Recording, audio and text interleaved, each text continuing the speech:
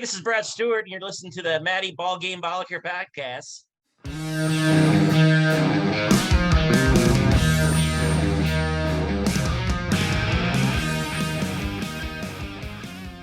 All right, thank you for tuning in once again to the Matt Balaker podcast. We are joined by executive producer and geographic free agent Eric Servone. How you doing, Eric? That's right. I'm taking bribes. So if any state wants me, let me know. Or if anyone really doesn't want him, pay him enough, and he will never set foot in your beautiful I'll take state. money from anyone for anything. So yeah, absolutely. Well, I think, Eric, you're going to learn a lot today from our guest. And I'm excited because this guy's just a delight in many ways. He's a coconut water junkie. He appreciates hair metal more than pop country. He's an excellent comedian and a terrific son. He's the brains behind one of Nebraska's best comedy showcases. It's Zoolarious at the legendary zoo. You got to check it out if you're in the Lincoln, Nebraska area. Give it up for the wonderful and the fabulous Brad Stewart, ladies and gentlemen. Yeah. Brad Stewart, how are you, Brad? I'm good, man. How are you? I'm doing well. So as mentioned, like Eric, right now you're in Indiana and he's kind of looking at different places to move. And so I want to learn from you, Brad. Like you had a 16-year tour of duty in Los Angeles. That's where you and I met. 17, actually. Oh, 17. Yeah. Don't want to shortchange you. Almost legal. Yeah, I did my time. You did time. Yeah, you definitely did time. You know, what motivated you to move to LA initially? Just a dream I had since I was a kid. I mean, I always gravitated towards the stage. I did speech and theater, but I grew up in small towns in Nebraska. So you're like allowed to do everything, which was like one of the one of the nice things about growing up in a small town. Because I played football and I wrestled, but I also was in the band. I was in the choir. I was in plays. I was in, speech. And so I always wanted to move to LA. I had written a letter to Michael J. Fox right around 1985 when I was in sixth grade, asking him for advice for when I moved to LA when I graduated from high school. And what did he say? It didn't get back to me. What? Yeah. He did. But I did put a PS. If you don't respond to this, you will get Parkinson's. So I was. So that's on him. Really. Yeah, I mean, he had an out. So you were how old when you boarded up? 21 when I moved to LA. 2 weeks after I turned 21, and I'd saved $600. Oh, so that's I could, get started on that because I've always been an idiot with money. I mean, I'm a little less of an idiot, but I mean, so I needed a lot of help from my parents when I first moved out. Like, I couldn't even put a security deposit. Even in 1995, I couldn't put a security deposit on a shitty studio. No, that wouldn't get you a week and a half on Fountain, but yeah. But you did it. So what were your expectations, I guess, when you're 21 moving to LA? What did you think it would be like? Oh, I thought it'd be, like you see in the movies, like every street's, lined with palm trees, which I soon found out were non-indigenous. I'm like, everything in LA is fake. Even the trees were imported. Even the trees aren't from here. And yeah, it was a culture shock for sure. But the urine on the streets, that's the real deal, Brad. There's no faking that. Well, with my dad, bless him, he drove out with me.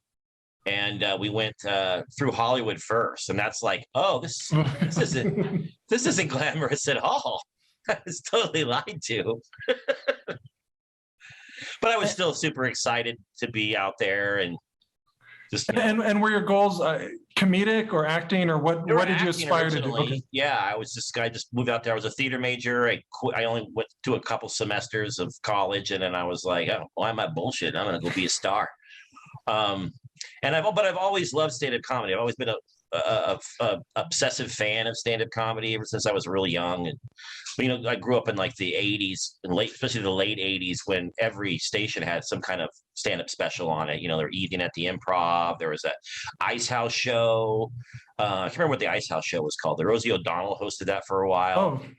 And then there was the MTV's Half Hour Comedy Hour. Sure. There was so much stuff, and I would watch it and memorize everybody's bits. And so I always loved stand-up and always wanted to do it. And then I figured that was what a great way to just, be able to do something, write your own material, get on stage. And so I entered a contest that it was at the Hollywood Athletic Club. That was at Universal. It's not there anymore, but I ended up winning that. And the first person it was the second time they'd done the contest. The person that won the first time was Bill Dwyer. Not a bad awesome person to follow. Yeah. Yeah. But then, then it went right downhill, and I won. So where did you? Contest I've ever won in comedy, and it was like $500, and I used it to register my car. See, you're moving from 600. Now you have $1,100 to your name. Assuming you didn't have to pay anything when you got there. But you were drinking coconut water too. That's awesome. This is in your honor. Yeah, I bought this for you. I would love to give it to you, but I just have to explain that. Quite pleasant. But yeah, after that contest, I was like, I'm just going to do this. This is awesome. You know. So what year was that, Brad? That would have been around 96, 97. Okay. So that was in LA for a couple of years. And was that your inauguration into stand-up as a performer? Well, I'd done one show in Lincoln, like before I had left, but I'd kind of having a theater background, I kind of wrote it more like a monologue than a stand-up set. And it was ridiculous because it was in this place called Persian Auditorium, which isn't open anymore, but it was a pretty big venue at one time. And they had a car show inside of it. And they decided to do a stand-up comedy competition in the middle of this car show. Hey, why not? They had like 3 judges watching. There was I think there was 4 people in the contest. I got third, so it was pretty. So you medaled in your first attempt. Congratulations. Yeah, I beat one person. Yeah. Wait, you beat one person, you got third? Yeah. Well, there was 4 entries. Oh, okay. Yeah. I thought I got third. There was a couple of us, and I got third. Yeah. Okay, so you follow Bill Dwyer's footsteps. You're in Los Angeles, and then everything is just roses. I assume you're on TV. You're making money. Oh, sure. That's pushing models away from your bedroom. In my head, what's life like? It was for a while, but no, it was a struggle. And I got a couple of opportunities doing some shows. There was an agent casting director that had seen me on the show, and she brought me into Fox Studios to audition for Two Guys, a Girl, and a Pizza Place. Do you remember that? Oh, I do. Show? Yeah. That was Ryan Reynolds' first big show. Mm-hmm. And I remember driving into the Fox lot, and I was all like, "Oh yeah, this is how it starts." And the audition was okay, but she was just real forward, which I appreciated. She's like, "You know what? You're not my guy, but I like you." Mm-hmm. Then she called me a month or so later, and she says, "Hey, I know Josh Wolf, and he's doing the New Faces, booking the New Faces show at the Improv. Would you like to do that?" And I'm like, "Yeah." Wow. So I did that. I booked for that through. You know Josh Wolf? Oh yeah. He was looked 33, but had a 17-year-old son, and still looks the same, and is super funny and handsome. Yeah, I hate him for all those. He's a great human being. He got successful after being on Chelsea Lately. Mm-hmm. But he was a beast. I'd see him at bar shows just destroying. He was hilarious. His claim to fame at that time, though, he was cousins with Scott Wolf, who was from Party of Five. Oh, I didn't know that. You're a wealth of knowledge, Brad Stewart. But the thing about that show is, and it really was an eye opener for me, because I was like, "Oh my God, Improv!" Because I used to watch The Evening at the Improv, and that Bud famous Friedman, brick wall. You think stand-up comedy, you think of that. Well, at least I did. You think of that brick wall behind you. And I was also a huge fan when I was a kid growing up of the show In Living Color. Oh, that was. I loved SNL, but nothing got me more geeked out than In Living Color. I remember Sunday nights. And I lived in a small town, and Fox wasn't available then. You couldn't get it. And my sister, who lived in the big city of Lincoln, she on a VHS recorded the episodes for me and would mail them to me. But what can a you nice imagine sister. how great the world would be if Fox News wasn't available in rural areas still? But anyway, so I was obsessed with that show, and but I found out on the New Faces show, before the New Faces show, they had a special celebrity guest, and it was Damon Wayans, and I was like, "Awesome! I'm going to be on the same show as Damon Wayans." It turned out to not be awesome, because he did a 90-minute set and got the entire New Faces show canceled. he had to work out some material for his next tour. So they rebooked us all for a month later. So I come back a month later feeling just as happy, just as excited, and Damon Wayans showed up again. And again, he did 90 minutes, and again, the New Faces show got canceled. So Damon Wayans just crushing your dreams, and he one wasn't show even at a time. Stand up, really. He was kind of thinking he might have been going through a divorce at the time, and he was just pissed off and just kind of ranting and raving up there because he could. And then a month later, we got booked again. And I'm like, you know what? Maybe this is the time for me. It seemed like it was the best crowd of the 3 nights that I'd done it. And I'd been waiting tables for a while at that point. So I brought like 12 people to see me that I worked with. And then Damon Wayans showed up and did the same fucking thing. Okay. But I had 12 people there. So I got the courage up and I saw Bud Friedman was standing at the end of the hallway. Like, you know how the improv is, where you have to walk down that hallway to get to the showroom. He was at the front of the hallway, I should say. And I just worked up the courage and I said, hey, Bud, I was supposed to be on the New Faces show the last couple times, and Damon Wayans showed up and got it canceled. And I actually have 12 people here to see me. Could I possibly get up and do like 5 minutes? And he's like, sure, yeah, just go down the hallway and tell the door guy I told you can get on the list. Good for you. So I walk down the hallway. I look at the door guy and I go, hi, I just talked to Buddy. And he said, I was supposed to be on the New Faces show. And he said I could do 5 minutes on this next show. And the door guy goes, Bud said that. I don't believe you. Was the door guy Dave Hansen? Back down the hallway again and tap Bud on the shoulder and be like, he doesn't believe me. And then Bud looked more annoyed at me. Finally told the guy, yeah, he's fine. And then the guy puts me up at the very end. And 12 of my friends ended up being like, 6 stuck around. And maybe like, I don't know, 5 other people. So at my debut at the Improv was like at midnight on a Tuesday in front of like 9 to 10 people. And I did okay. And I did okay. It wasn't one of those marathon bringer shows though. So for the first time, it wasn't. That was my initial, I grew up watching Evening at the Improv, and I remember someone, I don't have to say his name, but it's like, come to the show at the Improv, and it's like on a Sunday. I'm like, that's sweet. And then like, a few days before, can you bring 19 people? I was like, no, I can't. Like, I thought you just wanted me because you saw me at this coffee house. And that person whose name you're not going to say owns his own comedy club now in Texas. Oh, okay, fair enough. Now he can actually, now he actually is his own bringer club. I mean, in a way, it hardens you because in a way, every stand-up show is a bringer to some extent. I kind of get that now, but it was so disheartening. I was just like, but I'm just a performer. I don't know. I can't. If I could bring 20 people, I wouldn't, be doing this. Exactly. You could bring people to like the first once or twice, know, like, and then when you make it, then you can.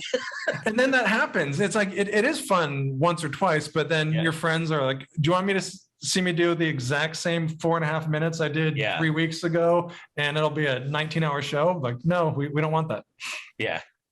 So I know you're waiting. You like a lot of people, you had to get a day job. You're a waiter. How often were you high while you're waiting tables, Brad? I think that's what listeners want to know. In my 20s, every time.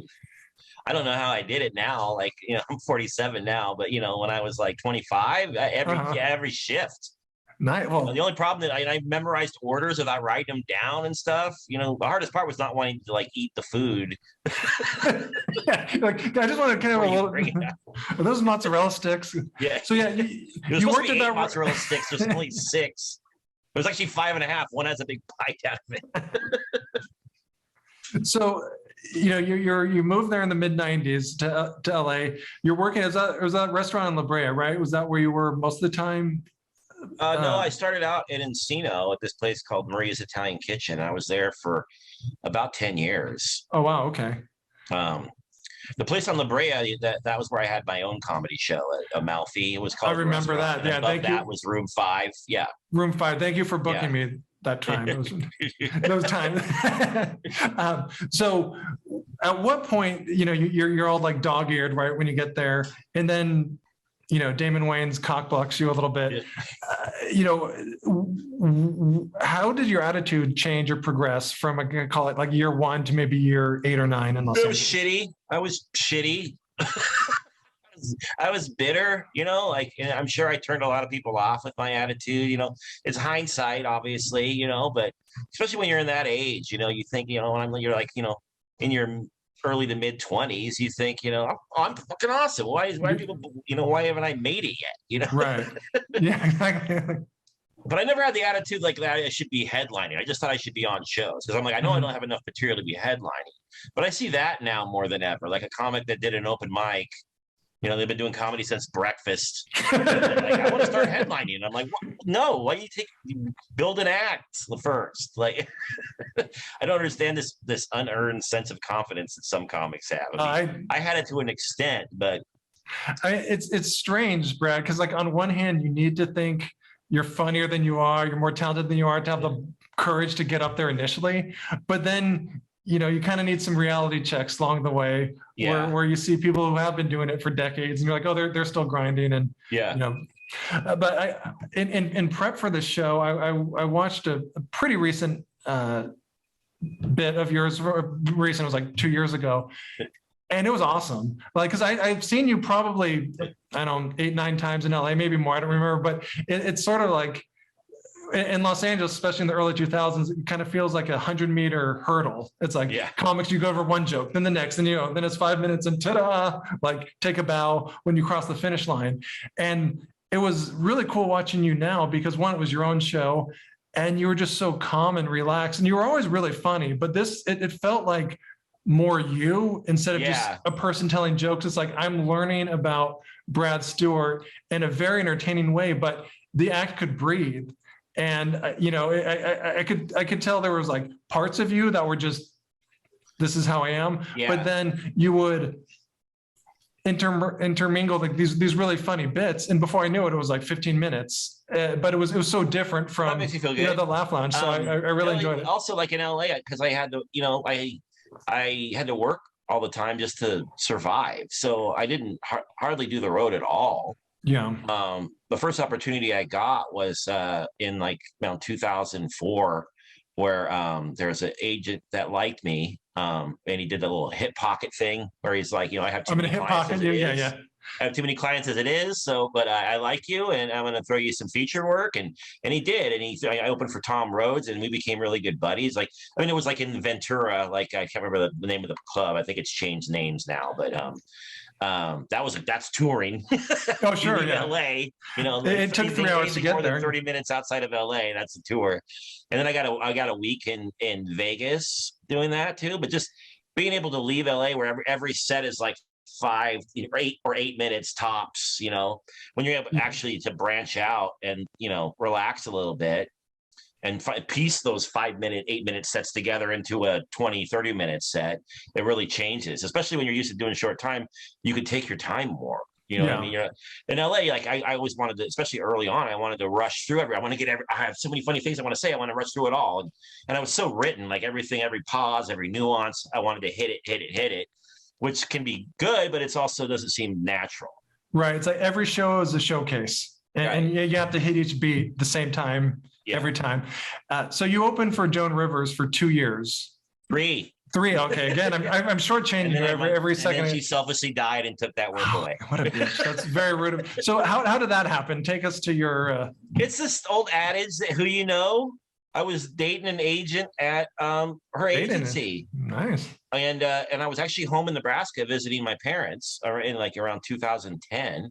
And Joan had 3 dates in a row in the Midwest, like Springfield, Missouri, Tulsa, Oklahoma, and someplace else. I can't remember right now. But anyways, it was 3 Midwestern dates, bam, bam, bam. And my girlfriend said, hey, send me your clip so I can send them over to Joan and see if she likes you. And maybe you can do these shows. So I did. And they liked me enough and hired me. And we got along so good that she just kept hiring me. After the 3rd show, you know, I was like, okay, hopefully I can do this again. Right. She walks up to me. She goes, what's your parents' address? I was like, why? What did I do wrong?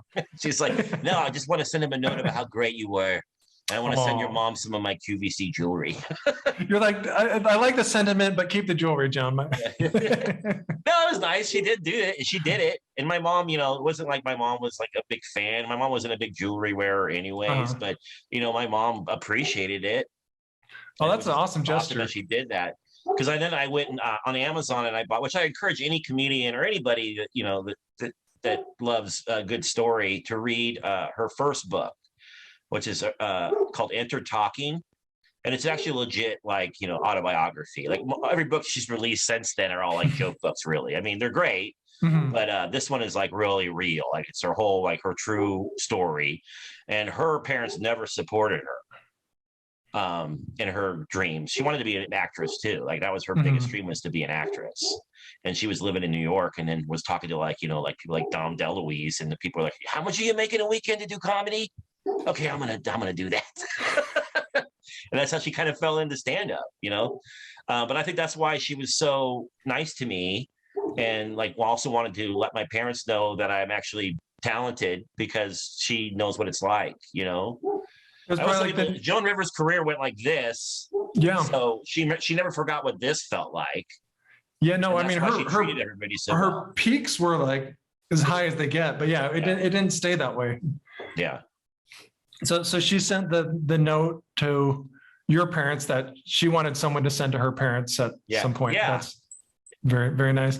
And so can take us back to when you returned home. What were the circumstances? You were in LA full time for, call it, 17 years. Yeah. Then you're back right around the same time, about the end of 2009, 2010. Well, it'd been a couple of years prior to that. My dad started slouching really weird. Like, we're like, why can't you like lift your head up? What is going on? He's like, I don't know,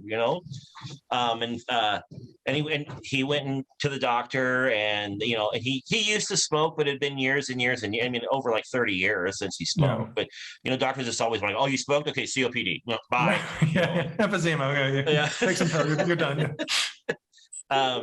And it took years, but it was right around the time that I was starting open for Joan that they went to the Mayo Clinic, and pretty much they eliminated everything until the last thing on the list was ALS, which is Lou Gehrig's disease. So he had Lou Gehrig's disease, which he'd already had it. Obviously it had it for a couple of years, but it became real and really diagnosed, and around the same time I was opening for Joan. It's just like kind of how fucked up life can be. Yeah. Oh, the best thing in my You're life. Like, thanks, Dad. I'm finally turning a corner. Yeah. But then you get this. So 98% of comedians in LA would send a card or an email saying, I'm sorry, Dad, stay there. But what did you do? I moved home.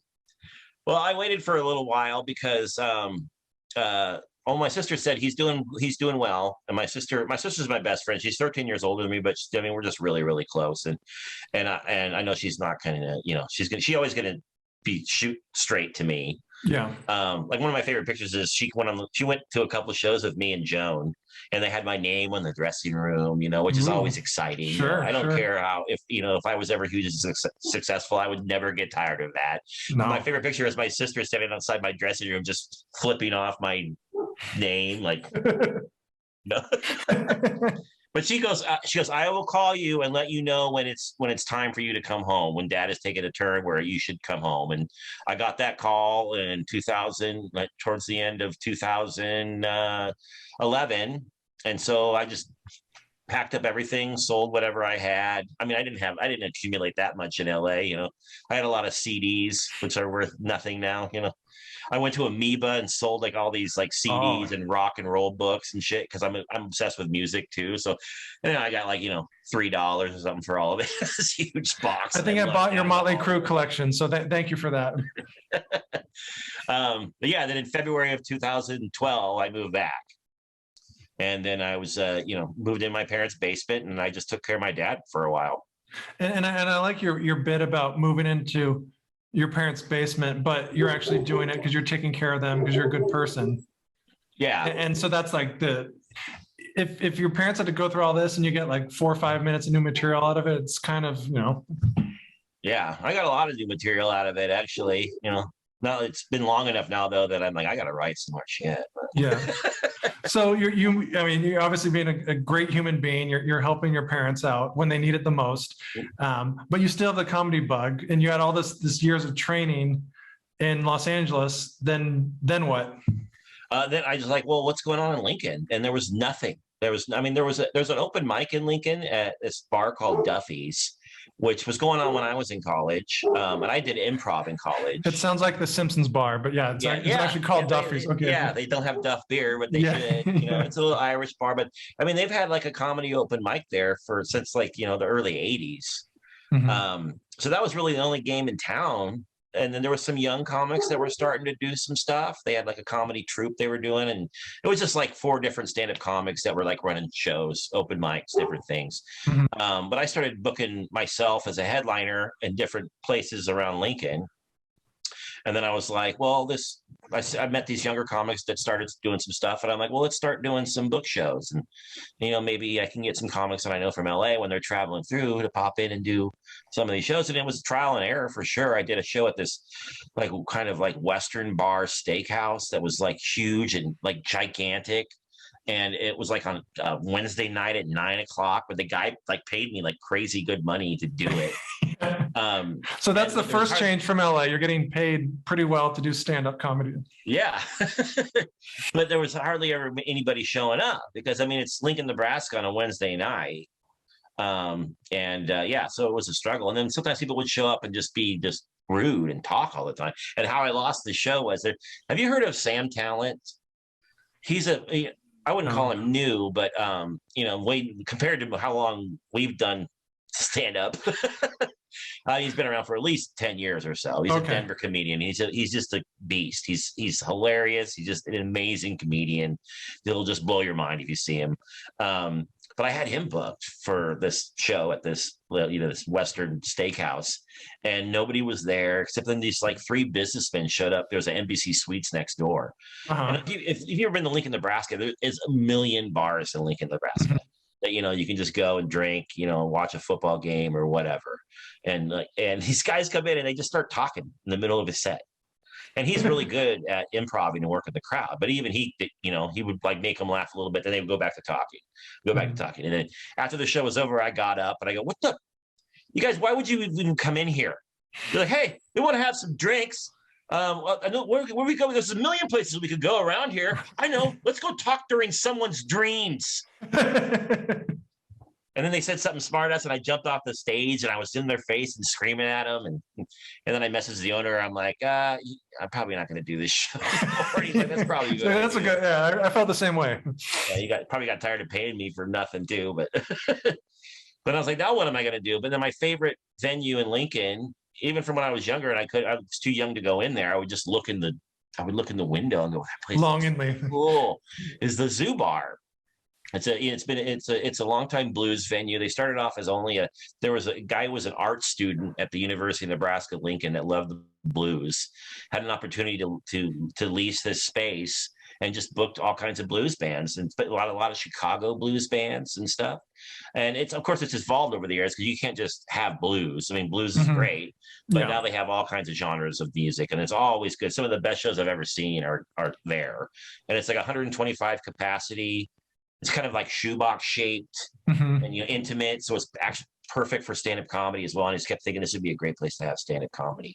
And this young comic at the time had done a couple shows there, and so I, not to be a dick, I didn't want to like steal the show from him.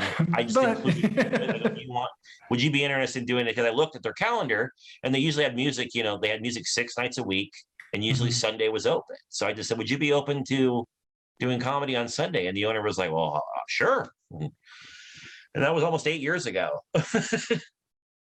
And he loves it now. The owner was like, "I don't know anything about comedy." I'm like, "Well, I do. I was in LA for 17 years, and give me a shot." And he's always like, "I don't know how you do it. You're getting people here." It doesn't, like, it was slow going for a while, but yeah. What's the crowd like? Are they regulars? Are they people coming through? What?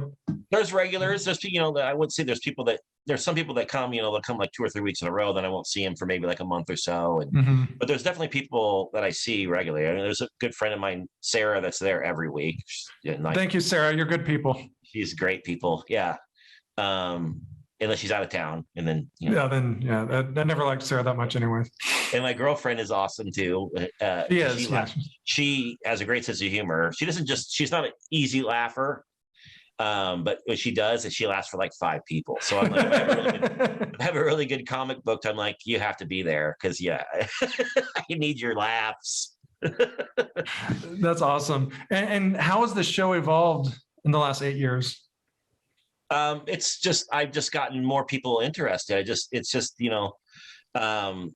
Just doing it is basically the thing. And then I have touring comedians come through. Like, it helped that I've known Kyle Kinane since 2004, 2005 or so, and when he did my Room 5 show. So I'd hit him up to do it, and he's got a nice fan base here, and so he sold it out when he did it, and that helped word of mouth. Sure. And then the word just kind of spread, and I just remember what it's like when you reach out to try to get booked on stuff, and it's the apathy. Yeah. And the complete, just the dismissive, I'm not even going to respond to you, is what drove me crazy. If you were to say, I'm sorry, you're not right for the show, or, we can't use you right now, great, fine. That's some sort of closure, and I can move on from that. Put a button on this. Yeah. But just leaving it hanging out there and ignoring my messages and shit, that drives me crazy. So I try not to be that guy. So anybody that messages me, I try to get back to them. And if they have clips online, I'll watch them. But mostly if it's a comic that I love and they're like, this guy's, or this woman, this person's great. I'm like, okay, they're booked. Yeah. Do you need some clips? I'm like, I like you. Do you like them? They're like, yeah, I don't need to see clips. I'll be seeing them for the first time when I book them on the show, which is more fun for me. Anyway. It's way more fun. Yeah. Yeah. So we started kind of pre-YouTube, pre-social media. I know. And then I thank God for that. But, in a way, right? Yeah. But still, when I started, it was, New York, Chicago, LA. I mean, there were pockets, obviously Boston. I mean, but kind of metropolitan hubs for the most part. How do you think this is going to change for the next generation of comics? Do you think it'll still be, we want to move to New York, or is Lincoln, Nebraska the next hub? I still think that comics should move to a bigger market. I just do, at a young age. But I think you should do some stuff in where you're from first, which is my mistake. I didn't, I moved to LA to be an actor. So but in hindsight, I would much rather have done some more comedy. There's a Funny Bone here in Nebraska. I wish I would have gotten in with a Funny Bone at a young age and maybe tried to, host some shows there, or had some more experience under my belt. But now there's so much DIY now. It's crazy, there's a lot that shouldn't be doing it, but they're doing it, And that's probably in a way always been the case. It's more visible now. When I started in 90, 96, 97, it was still at the tail end of when the bubble burst for stand-up, when all these clubs had closed across the country, and there wasn't, there was the alternative scene was starting to come up. But stand-up in the mainstream wasn't at where it is now, and it seemed like it has stayed there. In the 70s and 80s, it really got really, really big. And then by the early to mid 90s, it was the bubble burst. And that's why I thought I was funnier than I was in my early 20s, because there wasn't as many people doing it, Damn competition. I hate that. So now we can get a little introspective if you want, Brad. So you moved to LA with certain dreams. You've matured. You've created your own path now. What would you say to the 21-year-old self now? How have your dreams changed? Oh, I don't know. It's just it's much more satisfying to enjoy yourself and to remember why you're doing stand-up comedy in the first place. It's because you love stand-up comedy. You love it, and you love watching people that are good at it, and being able to facilitate that and watch other people do well as well is just as satisfying as yourself doing well. Is what that's what I've learned from moving back. It took, that's only been in the last 10 years that I've really learned that. It's because I've seen it happen. I've seen some young comics that started doing open mics here in Lincoln, and they moved on to bigger markets, and some of them have gotten into Just for Laughs, and in LA, I would have been like, that's bullshit. I've been doing this for 12 years. You just started doing it, going Just for Laughs. Not fair. It ain't fair. Yeah, but it ain't fair. Life's not fair, and especially show business isn't fair. we gotta clip that, Eric. Especially yeah, absolutely. And it's just enjoy the moment and enjoy good people having good things happen to them. I think when you do that, it raises everybody up. Supporting people that deserve to be supported. It's going to help you out in the long run. anyways, I feel, and people I like to champion comics that, that send me messages, and maybe no one knows who they are, but they're kind of popular in their own local scene or wherever they're from. And then I give them a spot, and they blow my mind. And I'm like, this person, and I love bragging about him. Like, I just put this person in there, absolutely hilarious. And then, then they tell people about my show, and they tell people that I'm a good guy and that I'm really funny, and they should do my show. We all build each other up. And I think that's hopefully a much better attitude. Absolutely. One day, Brad, they'll be big enough where they don't even return your texts. And then, that's what I hope for them. Yeah. The birdie has left the nest. And so what's next? What would, 5 years from now, what do you want to see from your comedy empire growing? That's a tough one. I just want to keep building the show for sure. But I'm also like, I still have my own dreams, which, COVID had, threw a wrench in everybody's plans. Yeah. I actually started to get like a lot back into doing the road and reaching out more to bookers and trying to get my name out there more right before that. And it was like starting to roll a little bit, not huge, but like some shows around Nebraska and around the Midwest and stuff. Mm-hmm. And then, not working, or just being stuck at home for 2 years. It just made me go, oh, okay, I don't know if I'm ready for this yet, and I don't want to write COVID jokes, and I don't want to. I wrote a lot of political jokes for a long time over the last 5 years, for obvious reasons, because it was like so like in the a national psyche. You're just there, yeah, and you're very, very good at it. Very, very good at it. No one wants to hear that shit, and I'm not Stephen Colbert or Samantha Bee. Like, let them do that. I want to rather talk about things like that, even if they're just innocuous but are funny, and just just have people have a good laugh without any divisiveness. I think, comedy at its best is a uniter. I mean, that doesn't mean like we all have to think the same or look the same, right? But it's like we can hang out in this room and have a good time. And I think that's if anyone who doesn't like that, then I don't want them at the show. Right. That's like exactly. Well, where can people learn more about you, Brad? Oh, I have a website that I haven't updated since 2015, I think. But way to sell tickets. I was thinking of that today, driving home from work. I was like, I should probably update that homestead site.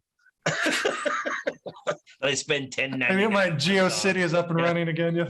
I keep it because they would let me use the handle Brad's damn website. Like if you Google Brad Stewart comedy, the first thing that comes up is Brad's damn website. Zularius page is the one I'm most active on. Zularius page, or my Brad Stewart fan page on Facebook, where I post stuff that's coming up. And although Facebook might be taking a header any day now, so who knows? And I'm not going to be sad about it. I only use it because it's good for comedy still. I mean, it's good to get the word out to a lot of people. But I'm surprised that something hasn't come and taken its place at this point, because it's lasted longer than most of us have expected yet. But so if you're in the Lincoln area, please check out Brad's show, Zularius. Check him out online. Go to his website, support him. He's just great comic, wonderful human. Thank you so much, Brad, for joining. Yeah, thank you.